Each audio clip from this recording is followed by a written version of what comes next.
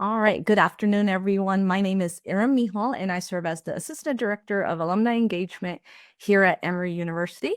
Before we get started, we have a few housekeeping announcements for today's session. Please note that the views and opinions expressed in the learning development webinars and programs are those of the individual speakers and do not necessarily reflect the official policy, position, or views of Emory University, the Emory Alumni Association, or its affiliates. The content provided in this program is for informational purposes only and should not be construed as an endorsement by Emory University or the Emory Alumni Association. This session is being recorded, so please keep your microphones muted to avoid distractions. If you have any questions, please feel free to share them in the chat throughout this session. And now for the fun part, I'm excited to introduce our panelists to you today, starting with our featured speaker, Kathleen Glenn Sparrow, founder of The College Coaches, our student representative, Kate Navarrete, a junior pursuing her bachelor's in business administration at the Gazetta Business School, and our parent representative, Dr. Sally McCarthy, co-founder of Advocated. I'm going to go ahead and turn it over to them and let them tell you a little bit more about themselves. So Kathleen, please go ahead and get us started. Excellent. Thank you, Iram. And thank you, Emory, for having us here today. A special thank you to Kate and Sally for joining and offering their fantastic perspectives as well. Really briefly, I'm Kathleen Glenn Sparrow. I've been in education my entire career in high schools, mostly in the Maryland area. I did work at the Ben Franklin Academy just down the street from Emory as my very first teaching job as I was pursuing a master's in education at Emory. I've been counseling families for 25 years on the college process, and it has drastically changed, as you are very well aware of. And so my hope today is that by sharing my perspective as both a career college counselor and a parent, and by learning from Kate and Sally and all the nuggets that they have gleaned from going through the process as a parent and as a student, will hopefully give you guys some good tips today. Without further ado, I will invite Sally to introduce herself. Hi, and thank you for having me today. I am Sally McCarthy. I am Kate's mom. I'm also the founder of a local nonprofit here in Montgomery County, working with community groups and parent groups in the public education sector. I've worked at the University of Maryland, College Park. I've worked with college students. I've taught college students. And yeah, that's my background. I'm excited to be here and to share my personal experience with my own kids going through the college process through high school and launching them into young adulthood. All right, Kate. Hi, everyone. My name is Kate Navarrete. I am a junior in the BBA program at Emory, studying finance and organization and management. I'm a nonprofit founder, and that's been something I've carried into my college experience. I'm deeply passionate about entrepreneurship and venture capital, and that's something that's informed my experience in the business school. And I'll be pursuing consulting this summer, and fingers crossed for after graduation at EY Parthenon in New York City. Excellent. So we're going to kick it off just by kind of cluing people in a little bit about what has changed in college admissions. And I think probably even a more effective way to phrase that is what hasn't changed, right? Students are now applying to maybe 10 to 12 schools. When I was applying back in the day, it was 3 to 4. We certainly didn't categorize them as, likely targets and reaches. And it wasn't basically a full-time job to navigate this process. Today, a lot of schools include demonstrated interest, which is basically how much love you show the college, whether you're visiting in person or virtual tour. If you're interacting with the college representative when he, she, or they comes to visit your high school campus, all of the above. Even there are some colleges that open they track your email opening rate to see if you are engaging with the college. Emory does not track demonstrated interest, which I think is a wonderful thing. Selectivity has changed. Schools that if you applied to college, it may have been a little bit easier to get into.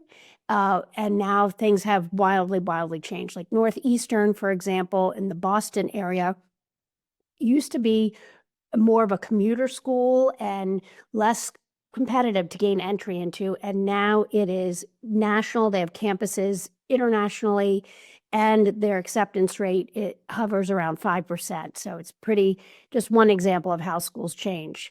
And of course, the Supreme Court directive has impacted the college admissions process as well. Having said that, I do want to reassure everybody that the colleges are still very interested in building diverse classes in every sense of the word, and have found ways to follow the law, of course, but also to allow students to share their lived experiences and anything else that they want to share about themselves in a little supplemental essay. Some colleges remain test optional, as many of you may be aware. That happened during COVID out of necessity, but then some colleges chose to stay test optional and focus more on other aspects of the student's application. We are seeing a few colleges go back to requiring testing, but still the majority are test optional, which is wonderful. There are some optional application pieces, and the reason optional is put in quotation marks there is because some colleges are a little bit tricky and say, oh, here's an optional essay. And then if the student doesn't write that essay, if they choose not to write it, it counts against them. And we college counselors push back and say, then why do you call it optional? Aren't these kids jumping through enough hoops? If you want them to do the essay, just list it. But they're using it as another way to track interest. Virtual tours have been reinvented. It's not point and click anymore. It's click here for a glimpse of the spring speaker series. Click here for student panel that's live at the very moment. So you can get a lot out of virtual tours these days, which is a great place to start. It saves time and money. And TikTok has become quite the research tool for young people. So that's a new game changer as well in how colleges are connecting with students. And of course, the one thing that remains the same is we parents and guardians still annoy the heck out of our kids during the process. And I always tell my clients, the kids that I'm working with, I say, look, if it gets a little tense at home, just think it could be worse. You could be living with a college counselor. But both my kids are grown and flown and survived living with me. Our daughter graduated from Duke, and our son graduated from University of Miami. And I'm sure if they were on this presentation, they would fall on the floor laughing that I'm giving a presentation about how not to hover during the process, because I'm sure from their perspective, I was a hoverer. So what can you do to kind of make the process a little bit less stressful? It's really important to make your parameters clear early. It is very heartbreaking when a student goes through the whole process, gets accepted to his, her, or their dream school, and then that is when the dialogue happens within the family about, we just can't make it happen financially. And it's really important to get that conversation ahead of the curve and do that early so that you can say, these are our parameters and this is how we're going to form our list. Distance too, if you're not open to your child going overseas or to the West Coast, if you happen to be on the East Coast or vice versa, it's really important to have those dialogues in the beginning. This process is just made for the rumor mill. You cannot escape it, especially if you have a student applying. So it's really important to try to block out the noise as much as possible and get facts instead of rumors. So consult a friend or consult an expert. One thing you can do that I think is really helpful for students is you as the parent or guardian could handle the logistics of the college tours. Maybe you're the parent or guardian who keeps the family schedule and can take a look at the student's school calendar to see, okay, there's a half day on this Friday. Let's see if we can fit in a tour. And you can register the student for tours and handle the logistics. One caveat there, if you are registering, I would have your student make a Gmail account that's just for college purposes and use that, because if the college is tracking interest, they want to know that it's the student's email, not yours. And encourage a balanced list. I just gave a presentation at a regional conference on beyond achievement, because the stress that these young people are under, a lot of it is coming from their parents and guardians who unintentionally are conveying certain things during the process, whether they mean to or not. And Kate and Sally are going to address that in a little bit. But you want to make sure your student has happy choices in the end. And applying to 10 reach colleges is not going to increase his, her, or their chances of admission. So make sure your student has a balanced list. Okay, why is this process so stressful for parents and guardians to negotiate?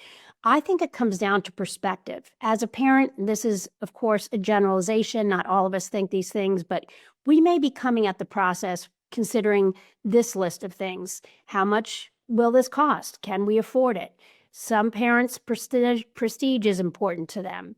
Some feel like if my kid gets into that college, it means gold star for me. I've done a good job parenting, okay?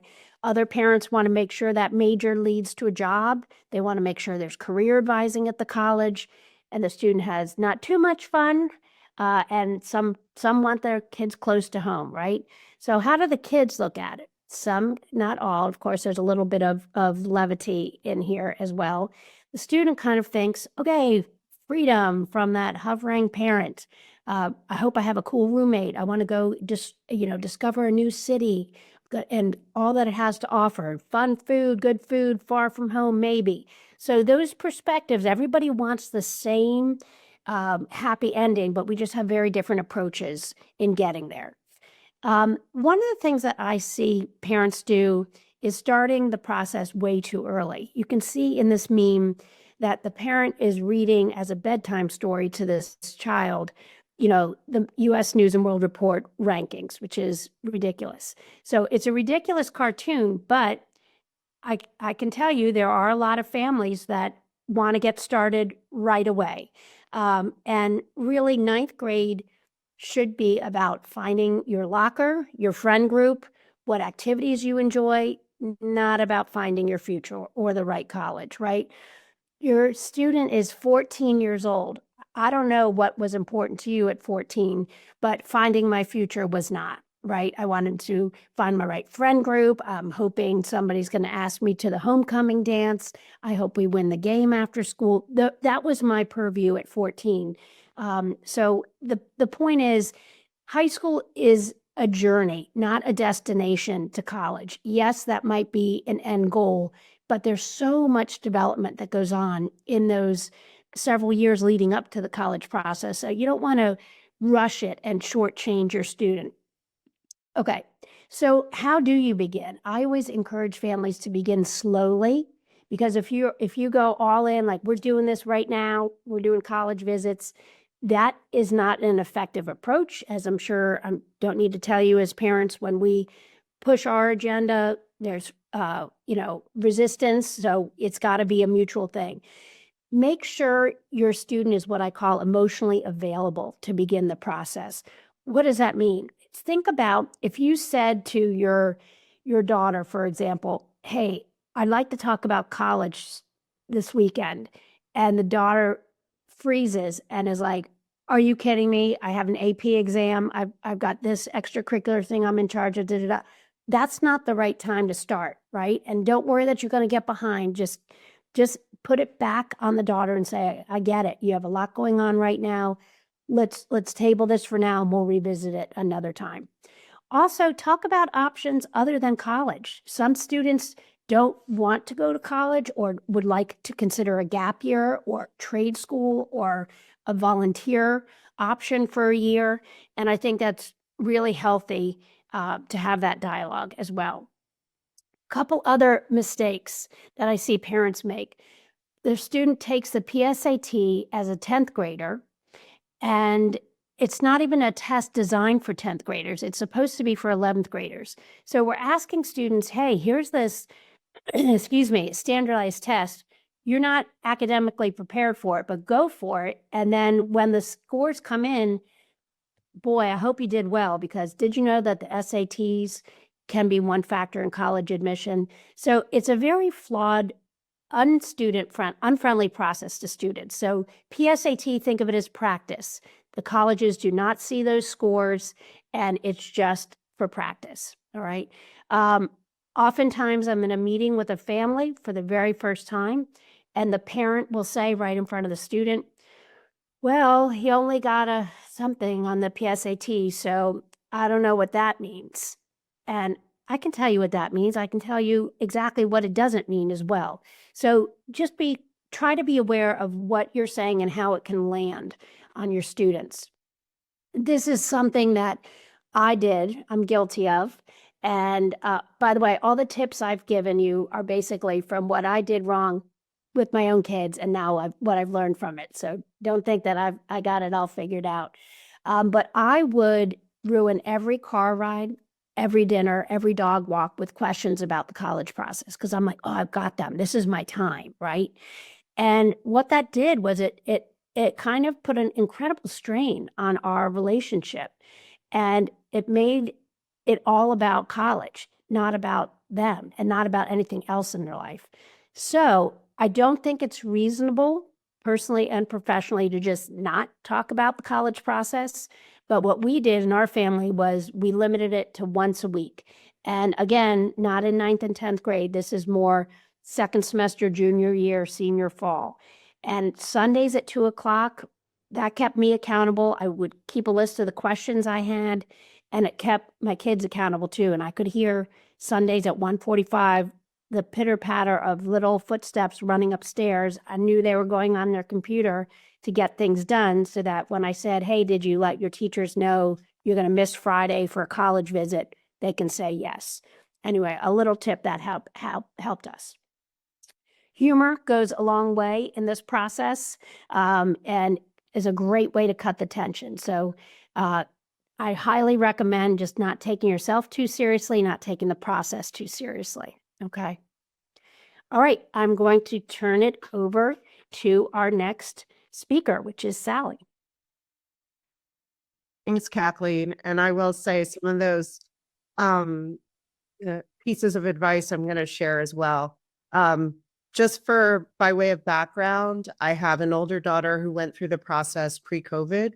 I say pre-COVID, she went through the college application process and the college decision-making process, but her senior year came to a grinding halt 5 years ago. And actually, we thought she was launching to go to college in the fall of 2020, but she launched straight into her bedroom and she did it remotely. So that was another transition we had not planned for. And I will say that you can plan all you want, but something will throw you a curveball. And so that's sort of my starting off point.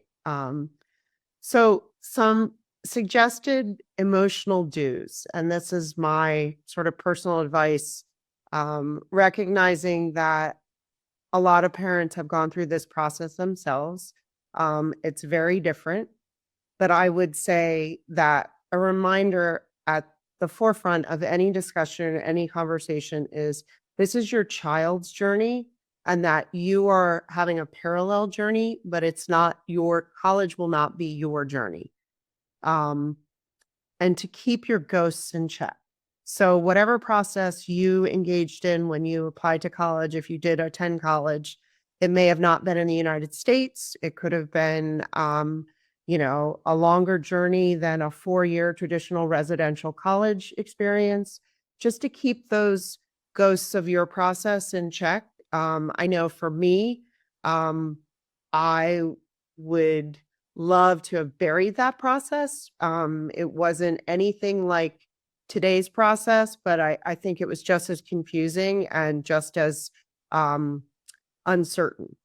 And then be your child's emotional and informational anchor in the rough social seas, meaning don't try and navigate it for your child, but give your child advice on how to navigate it. And then the last one is just understand that the discomfort you're feeling at this point in time is preparing you for greater discomfort, I think, when you actually send your child to college and the process of untethering that goes on for their experience, particularly in the first 18 months of college. Just know that the discomforts you're feeling and the changes in your dialogue and how you have to manage your own emotions are going to be good building blocks for the future.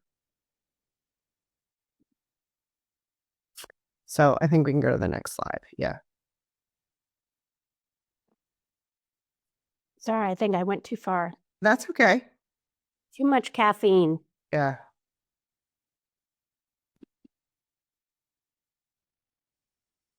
So I think it's the next one, 16. Yeah. So some practical do's, and Kathleen touched on some of these. Start slowly with any conversation and visits. The one thing that I want to mention too is if you have a child who has a particular interest, an academic area interest, or perhaps even sports, is that may be something that gives your conversation sort of rails or boundaries for the colleges your student is looking at. My older daughter was trying to make a decision about whether or not to pursue athletics in college and what that would look like at a place like, say, Emory D3 or a place like a D1 institution. And I think seeing colleges the spring of her sophomore year, just as sort of the jumping off point for that conversation, really solidified her decision on what she was willing and wanted to pursue. So I would say that if your child does have a specific sport or an activity, or a deep interest or is passionate about something or a subject matter, that you have conversations with that too. And that may be able to help shape those initial conversations, and plan for thoughtful visits to colleges too. And then the second thing is, particularly in this day and age, is have a really open conversation about college cost and affordability and what that looks like for your family and what it looks like for that 4-year degree. I think we need to keep our own ideas of what college is in check with the realities of what a college degree translates into in the marketplace and what that return on investment looks like, because it's very different for very different degrees. Also, geographics plays a big part in sort of the future career and job world. So have conversations about what that looks like, what that investment looks like, and what you as a family can afford to do, and what the realities are of the return on that investment. And then this is my personal advice. Since I had worked on a college campus for a long time, and I've worked with both undergraduate and graduate students, I would say personally for me, the biggest thing I needed to do is to remove myself from the direct day-to-day management of that process and let my child engage with that with a trusted third party. And that was school counselor, a college counselor, the teacher writing recommendations. I could give advice on how to email a teacher, or, what might be the best avenue for a conversation with a teacher about a recommendation. But it was never me managing that process. To Kathleen's point about having your child set up a separate email, I don't think I ever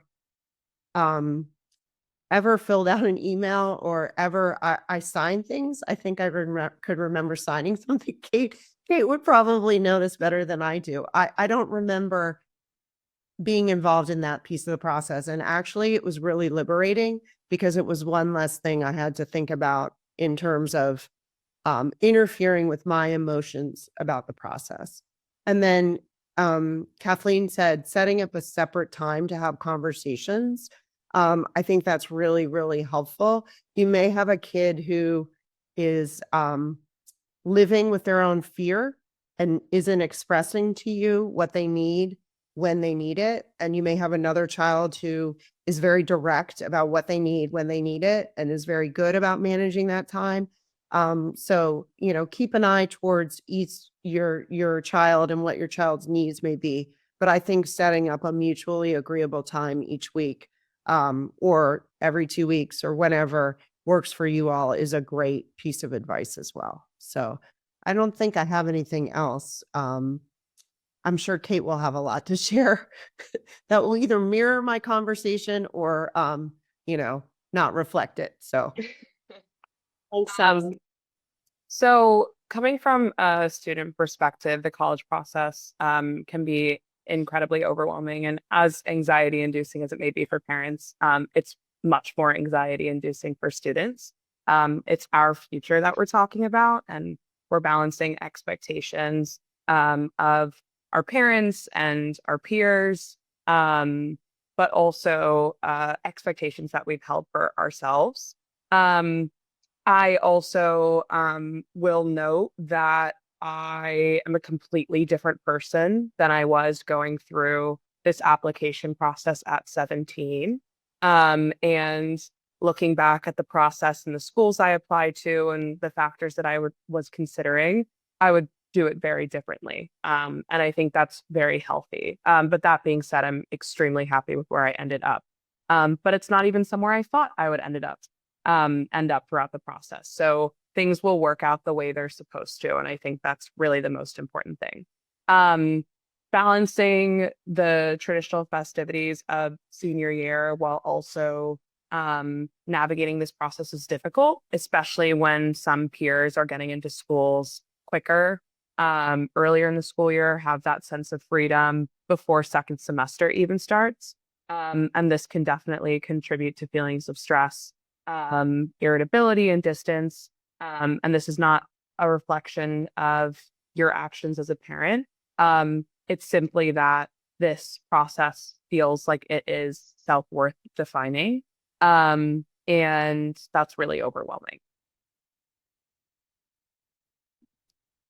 And so to touch on the theme of the presentation, again, largely focusing on helping, not hovering. It's really, really important to set healthy boundaries, as we've talked about throughout this meeting, reserving time to dedicate to talking about this process. There's nothing worse than feeling like you're not only required to share this with your college counselor or your school guidance counselor and your recommenders, but also your parents, who are really supposed to be the emotional anchors throughout this process. That can just lead to resentment. This is our future, and we want to get this right even more than you do. And again, I think something that my mom touched on previously, but providing emotional support and support on an as needed basis for maybe more academic or logistical things, but largely leaving it up to the student and the counselors involved is really important.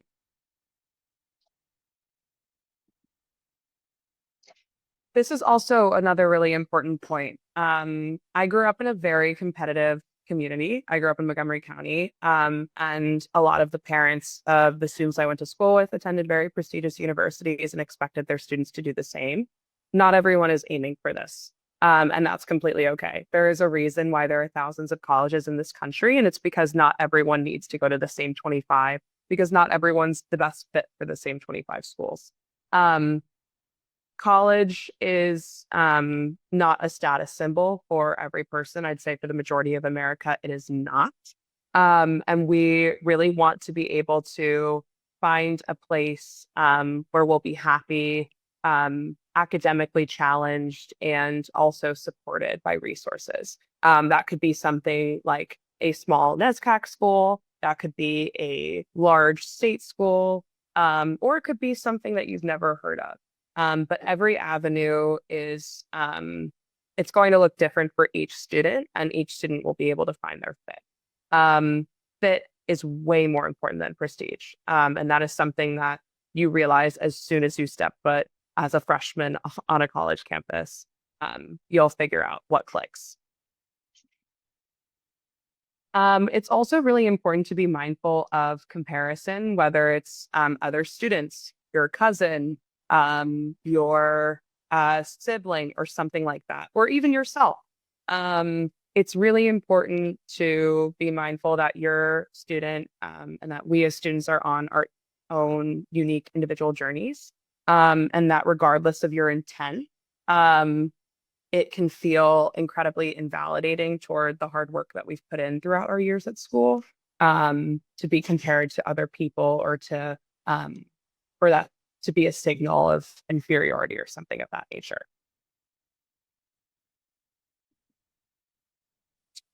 And one thing that's really important to note too, and I think something you'll notice is that when your student goes to college, they will suddenly become a lot more keen to talk to you frequently, as opposed to when you're living in the house all the time.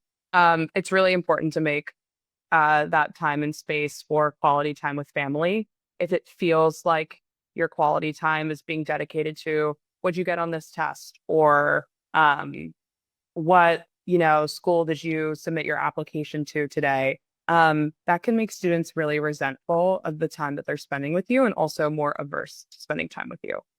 So if you really want to nurture that relationship with your child before going off to college, make sure that you're finding ways to spend time together outside of something transactional like that. And that may be something that you as a parent need to initiate. This is really important because it's a vulnerable time, and you want to ensure that you're not only prioritizing your relationship just because of an impending large change, but also because your student needs to know that they are more than their accomplishments or what they're setting out to do. And also, going back to that, serving as a pillar of emotional support. Rejection is inevitable in this process. I think I know it better than a lot of people, based on how many schools I was rejected from. But when your confidence is shaky, we really need parental support to be there and say that you believe in them and you're proud of them no matter what. That reassurance can make all the difference, because again, it can feel like the decision not only reflects maybe the quality of work that you've done the past however many years of school, but also you don't want to disappoint your parents in that regard as well.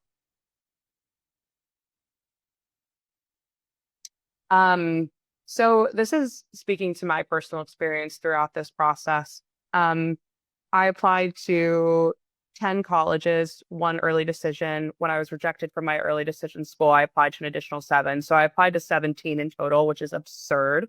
I would not encourage anyone to do that. I applied to schools largely in the top 20. And I was really dedicated to getting into an impressive and recognizable university. People like seeking validation from that. But ultimately, I felt that my list of colleges, and this is something I look at in retrospect, my list of colleges and what I actually wanted to do in college were largely misaligned. And I think that ending up at the university I did, I am so glad because it has become such a perfect fit. But ultimately, encouraging your student to look at what they actually want out of the college experience. For me, I don't care about sports. Emory doesn't have a football team. Great. I wanted to study business. Emory has an undergraduate business school. Awesome. There were all of these things that I knew I really wanted out of a college experience, that I didn't really give enough thought to ahead of the application process because I was too concerned with prestige. And so making a list of things that you want out of a college experience and applying to schools that run the gambit from reach to target to, more on that safety side can be incredibly valuable. And it will pay off in the long run.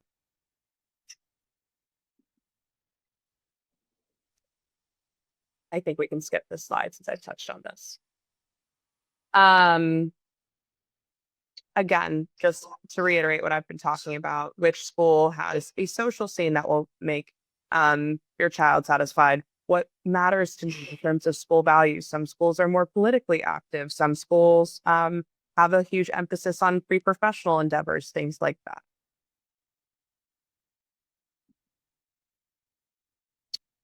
I think we can skip through this too.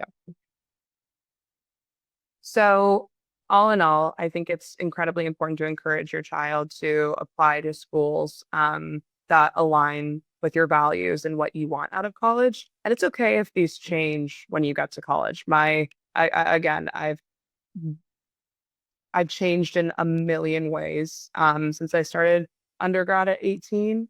And I think But ultimately, your ability to articulate your values and your story will shine through in an application, and universities will find that compelling as opposed to the applying for prestige.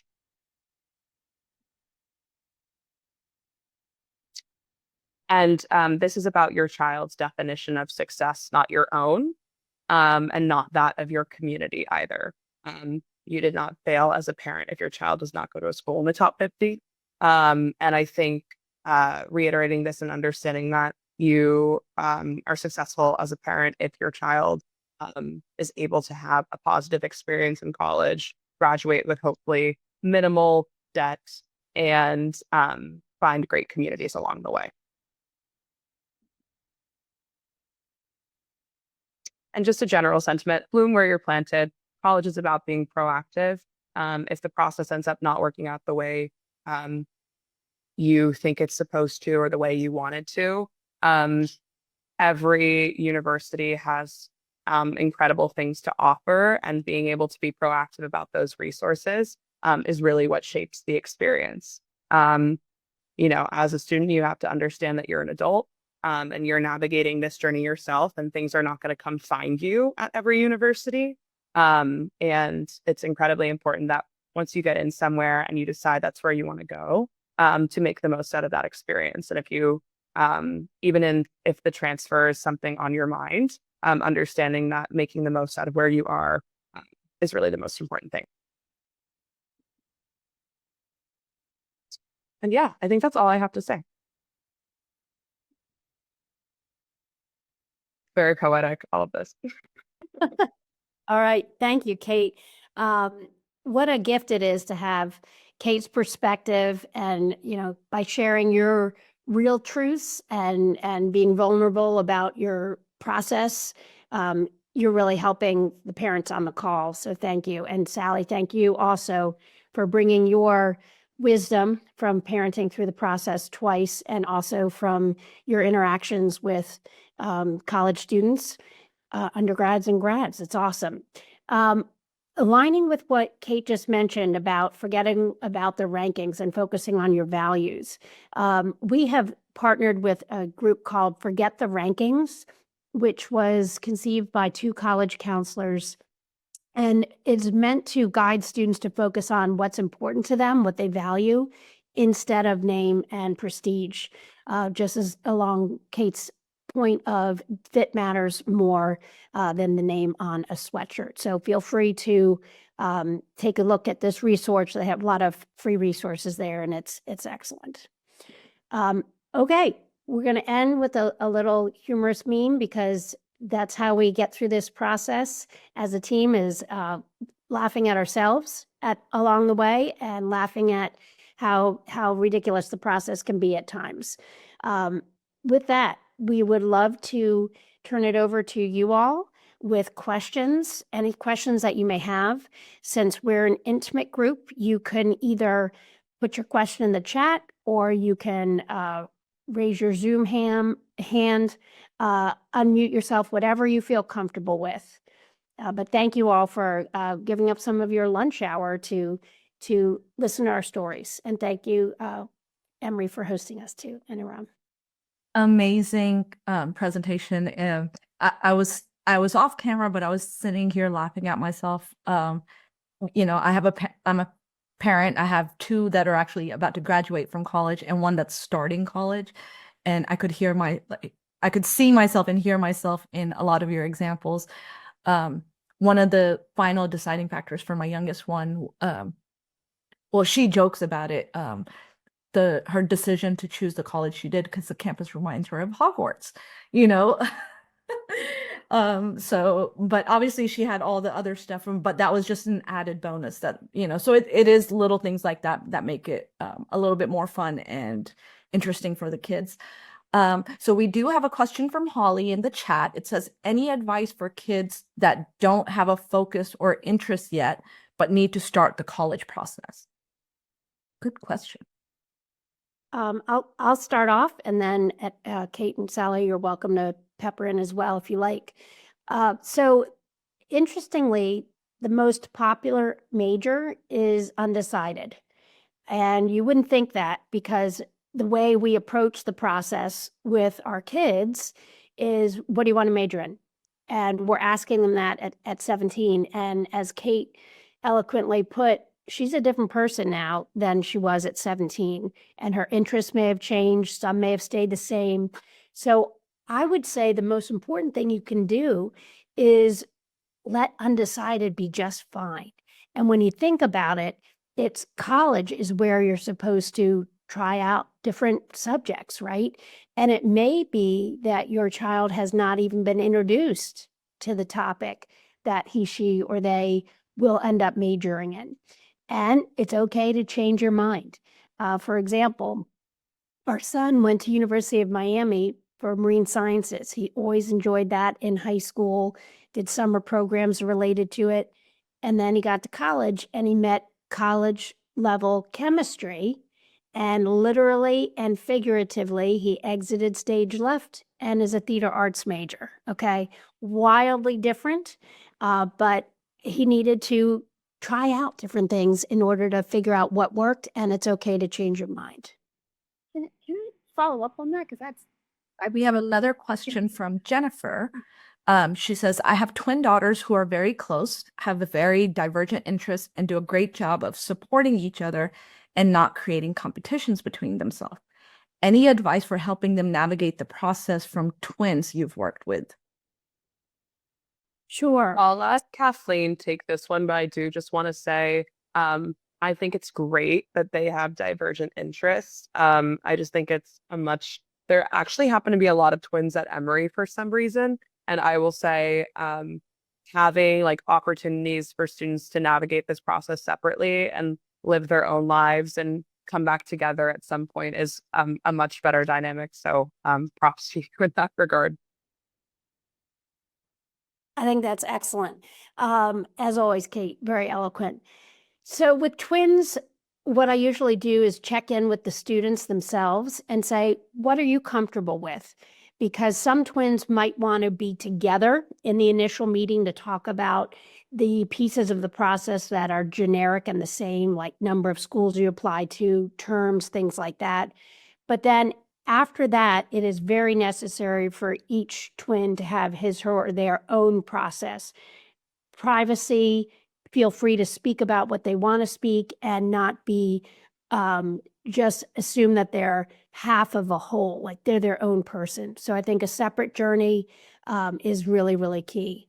And Sally, I know your kids weren't twins, but they were two young ladies not far apart in age. I don't know if you have anything, not to put you on the spot, that you wanted to add on to that. No, I think just recognizing that your twins are probably, I don't know if they go to the same school, but they're probably hearing things too and interpreting information and social information and discussions differently. And so that's probably something to keep in mind as well. I don't know. I mean, two different kids have two different perspectives on the process based on their interests. I think it's most important to just support them independently and have separate time with them too. I think that's another part of it.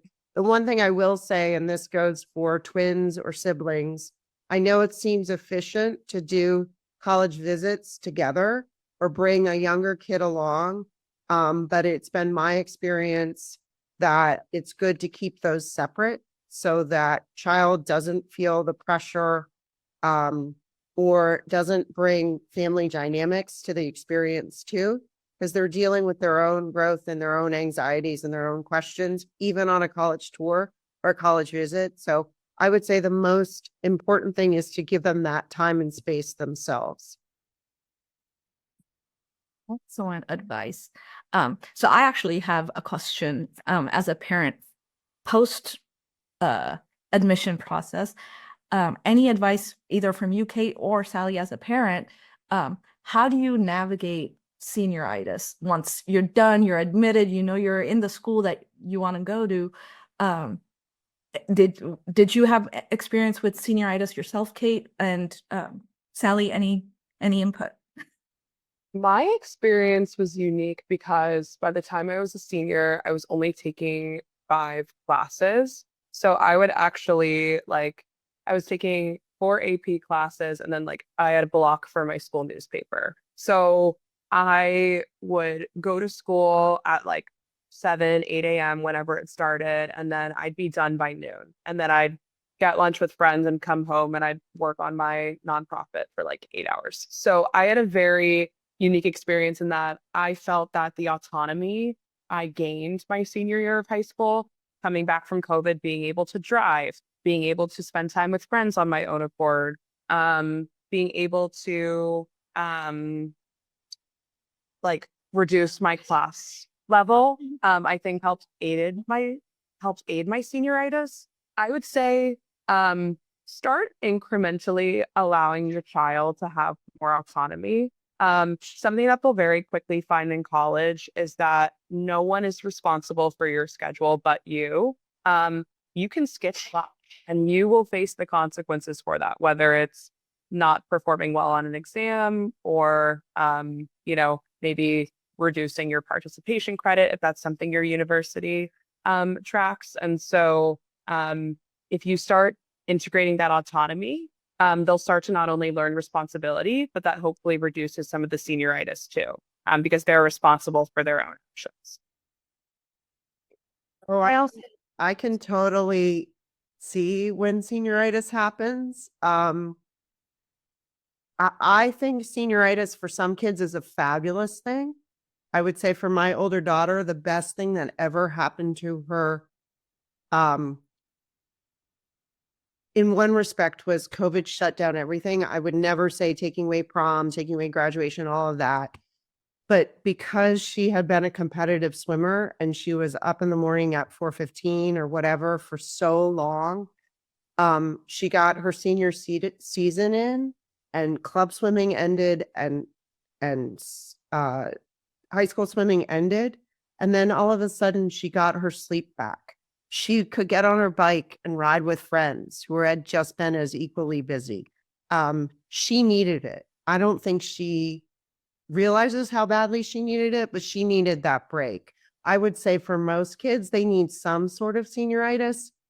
The flip side is not every kid needs to be living senioritis, right? From a parent perspective, you're like, oh my goodness, could you put the phone down? Could you at least have a conversation? This is important time for us as parents, right? Yeah. We're counting down the days, but they're also counting down the days.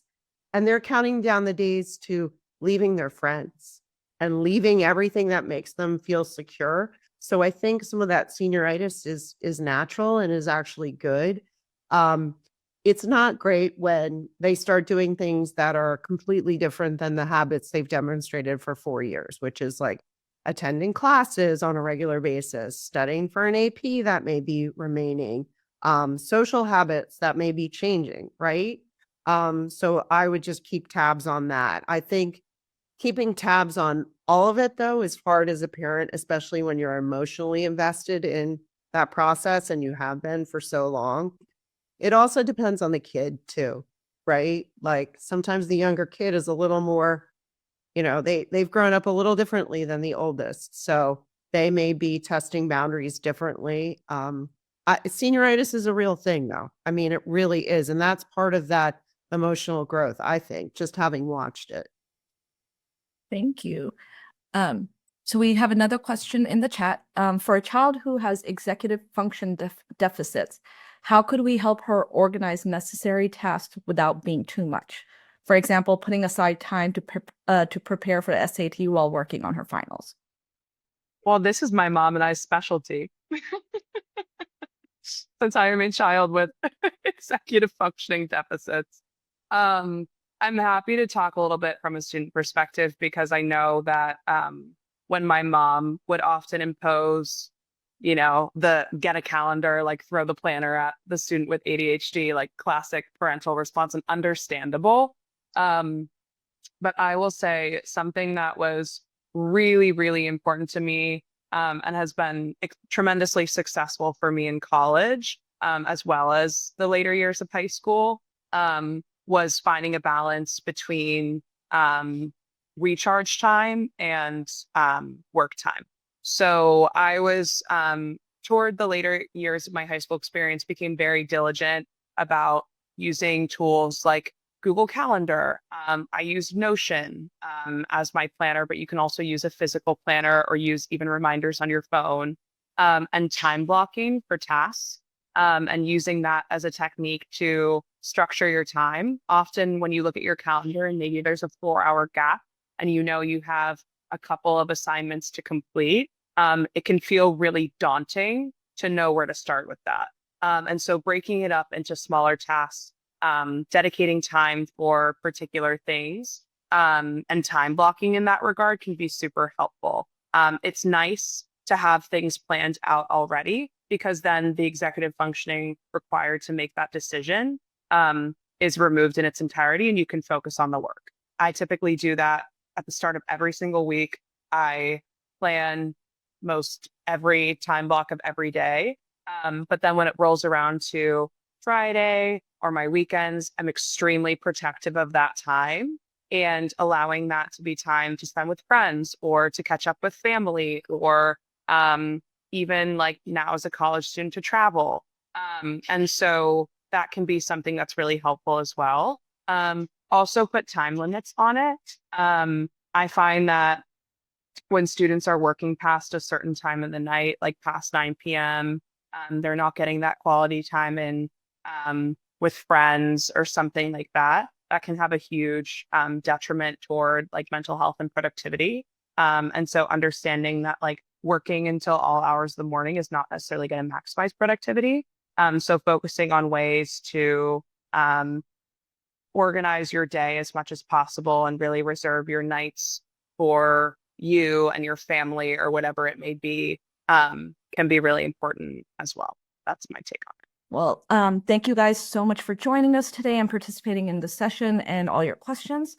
You will receive an email with a link to complete a short survey. Please do take a few minutes to share your feedback with us. That email will include the link to the recording for today's session. Also, as a reminder, on April 22nd, we have our Career Crossroads Turn Unexpected Transitions into Triumphs with Scott Doing, an 03 MBA alum. We will be here on Zoom and start at 12. I will share the registration link in the chat. And thank you guys so much for being here. And thank you to our speakers. And you guys enjoy the rest of your day. Thanks, everyone.